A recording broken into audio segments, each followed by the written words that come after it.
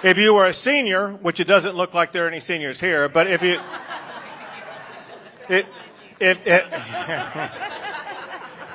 if you're a senior, the first $200,000 valuation of your homestead is not subject to a school district property tax in Texas now.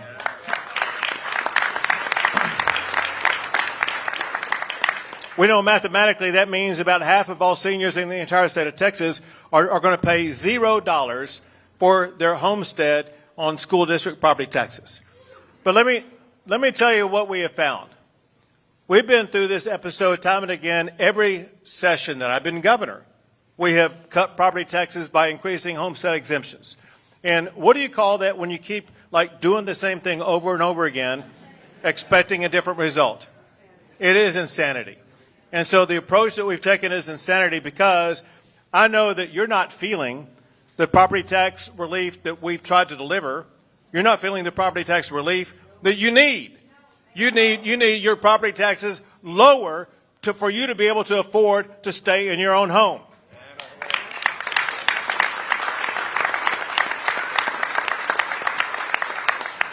So I'm here to do the same thing that I did before this last session. Before this last session, I wanted to make sure that Texas, I think, became the last Republican state in America to finally pass school choice for education freedom for our parents and children across this state.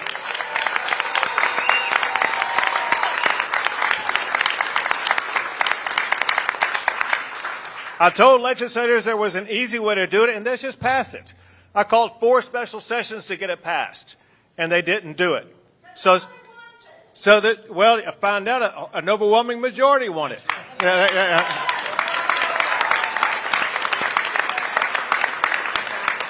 But the fact of the matter is, we did it the hard way.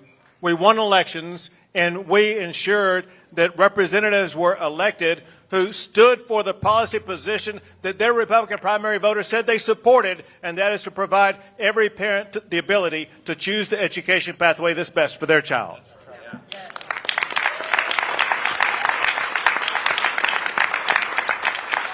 I'm now beginning that same process as it concerns cutting your property taxes in Texas.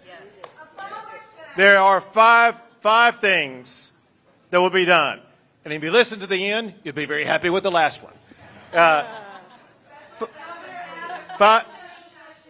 Listen, I'm talking about this for 8 years and nothing has happened. So if you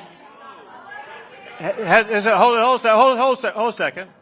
It's a fair question. It's an easy question. If you remember what I just said moments ago, I said for school choice, I called 4 special sessions and could not get it passed.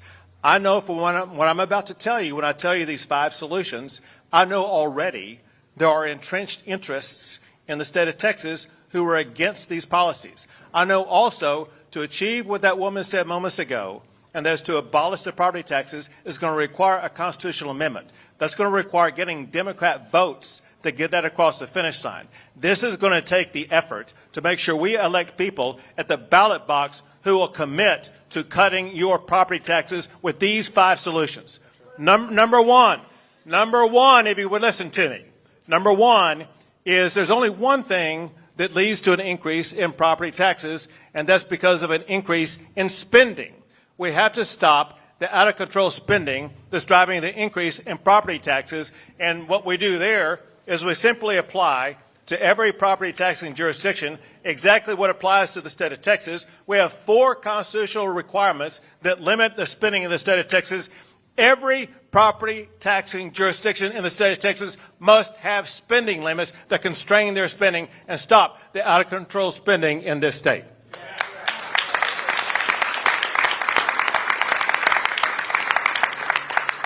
Number 2, and that is that there are property tax increases that you all see that you didn't see coming.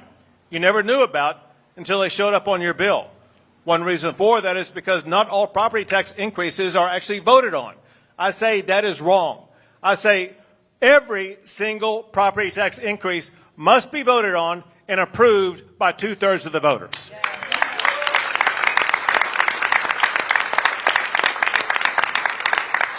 That puts the power where it belongs, and that's with the people. Another thing that puts the power with the people is this, and that is you should have the power to roll back your property tax rates. You got a property tax increase, let's say last year, you should be able to get 15% of your constituents to get a petition, to get a vote in the next election to roll those property tax rates back to where they were before.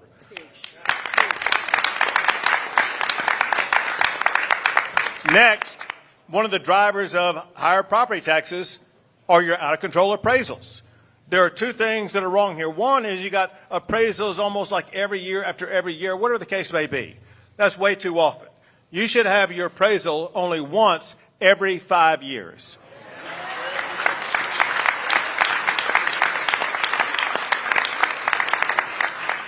Second, by law, your appraisal rates are allowed to go up 10% a year. That obviously is skyrocketing and obviously is higher than the rate of inflation.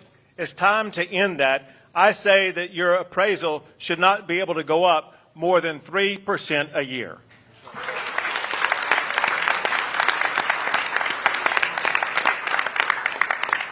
All four of those forms of property tax relief apply to every single property tax payer in the state of Texas. There's one additional one that would apply only to those who have a homestead. Every homestead owner should vote on another constitutional amendment. Remember, you voted on several constitutional amendments this November to lower your property taxes. I support and I want to see a constitutional amendment that will abolish the school district property tax for all homesteads in the state of Texas.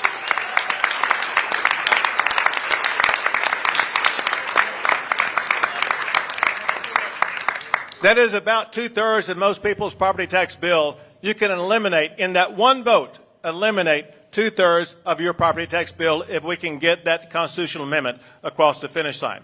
Together, we will drive a stake through the heart of your property tax bills and make it more affordable to live in your own home. Yes.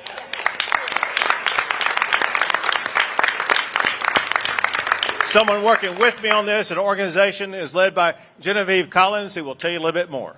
Thank you. Thank you, Governor. My name's Genevieve Collins. I'm the Texas Director of Americans for Prosperity. And we are so excited to talk about property tax relief. No, wait. Property tax reform, because that is what will actually give us all meaningful relief. Our teams have been traveling the state. We've knocked on over 40,000 doors since April to understand what are real Texans facing. And the number one issue facing every Texan is higher and ever higher property taxes. This is, in order of magnitude, the largest issue facing all voters. And there's real common sense policy, as mentioned by Governor Abbott, that can really change how our pocketbooks and our wallets are affected.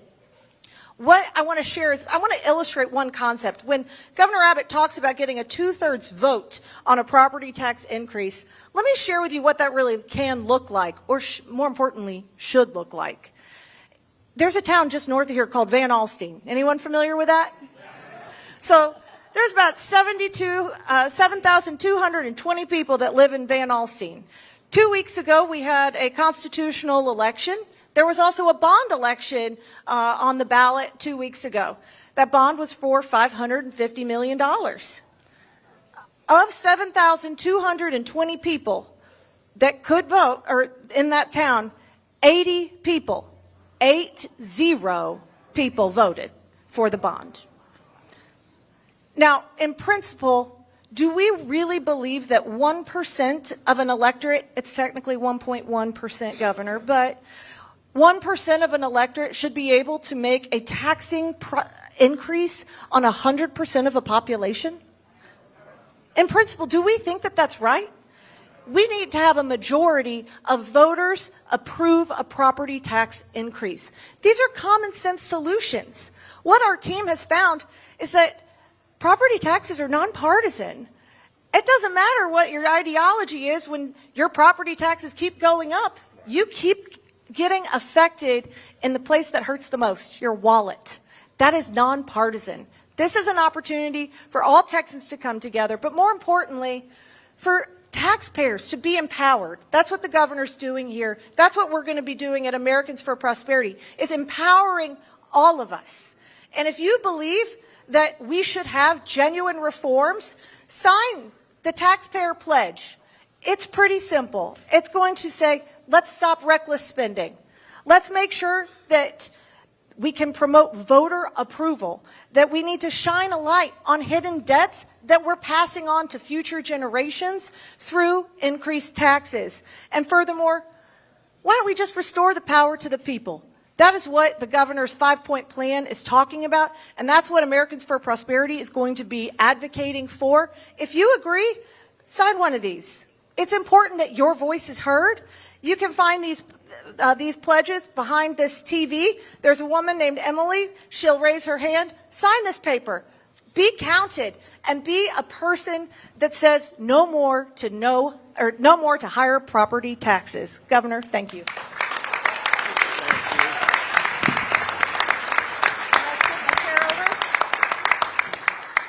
I'm going to sign the pledge today.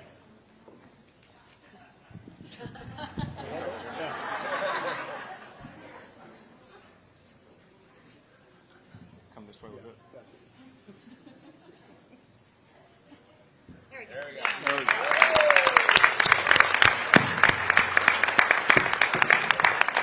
Okay, let me tell you what I'm going to do, and that is, we've got a couple of members of the press over here. I'm going to take a couple of questions from her real quick. I'm going to stick around for 30 minutes for anybody who wants a photo. I've got to go catch a plane, so I'm going to have to leave here at 5 o'clock. But first of all, press, any questions? Jack? Yep. Everybody loves the idea of property tax relief, but not everybody agrees on how to do that. And so I'm wondering, is your plan as is, take it or leave it, or are you open to ideas from lawmakers who may feel a little differently about it? First, to your first point, there are entrenched interests in the Capitol, including among elected officials, who are against solving this problem. They want the problem to continue. So we need to elect only members who support genuine property tax reform that truly will cut property taxes. These are my 5 solutions. I'm sticking by these 5 solutions. I'm campaigning on these 5 solutions. I'm with every member of the Texas House and Texas Senate who supports these 5 solutions to deliver these people the property tax relief they deserve.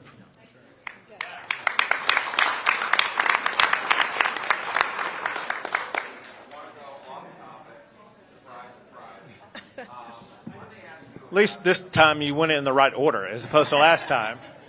So with regard to the redistricting case, what is your, first of all, how confident are you that the Supreme Court is going to rule in the state's favor? And what is your reaction to the fact that the majority opinion, the ruling, said that Texas used racially gerrymandered these maps? And, you know, did the Justice Department's letter actually hurt the state's case? So understand this. There was zero evidence that any map drawing decision was made based upon race. The only people who were eligible to even be able to submit evidence on that were the members of the legislature whose intent was the only intent that mattered about what was contained in those maps. And to a person, everyone from the legislature who testified said race played no role whatsoever. It was all about politics, which is legal. Second, know this. The judge who wrote that opinion was just reversed last year by the Federal Court of Appeals in that judge's last decision about redistricting. He got that redistricting decision wrong. He got this one wrong also.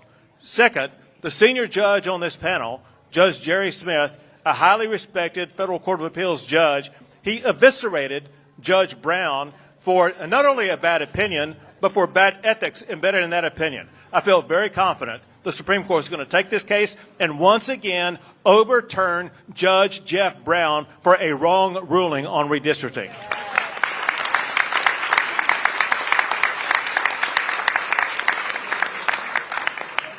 Two more questions. Okay. Hi, Governor Abbott. I'm with Fox 4. I'm Lydia Jones. I know typically you're used to Stephen Dials. Where was it? Day off for him? What's the deal? He getting ready for the Arkansas game? What's he doing? Possibly. And my question is also off topic, but I do have to know any response to the federal lawsuit filed by CARE calling your proclamation earlier this week unconstitutional and fair. I will tell you, that's about the lamest lawsuit I've ever seen. The fact of the matter is, what they need to recognize that we know, and that is CARE has a long history of ties and connections to terrorism, to Hamas. One of the founders of CARE in Texas is in prison for 65 years because of financing terrorism. Just 2 years ago, in the aftermath of the October 7th attack by Hamas on Israel, the executive director of CARE was praising that attack that killed Americans. There is a long-standing connection between CARE and terror, and because of the law that I was able to sign this year, I had the ability to add CARE to the list of entities that are now prohibited from buying property in the state of Texas.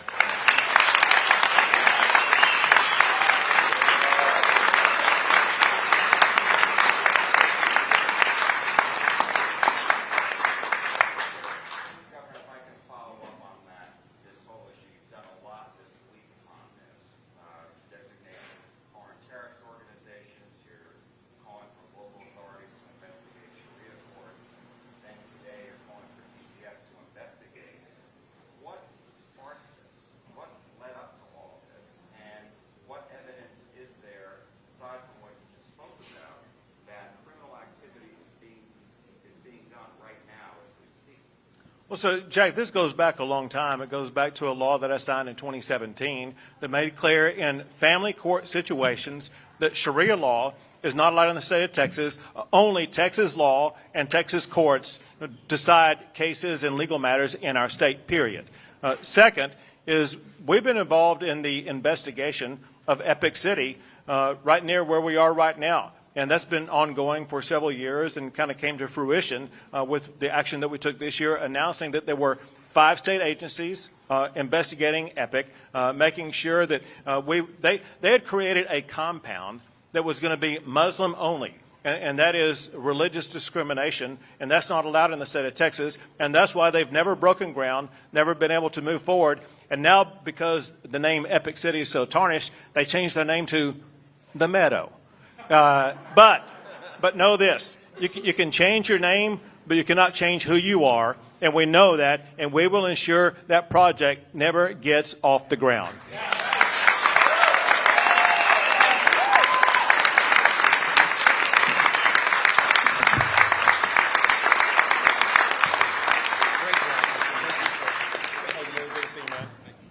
Moment of housekeeping. For those that are going to be taking a picture with the governor, there needs to be one line. I was asked to do this. Needs to be one line, and it's going to start and wrap around, and it's going to start this way. So everyone, be patient, be kind to one another if you want a picture with the governor.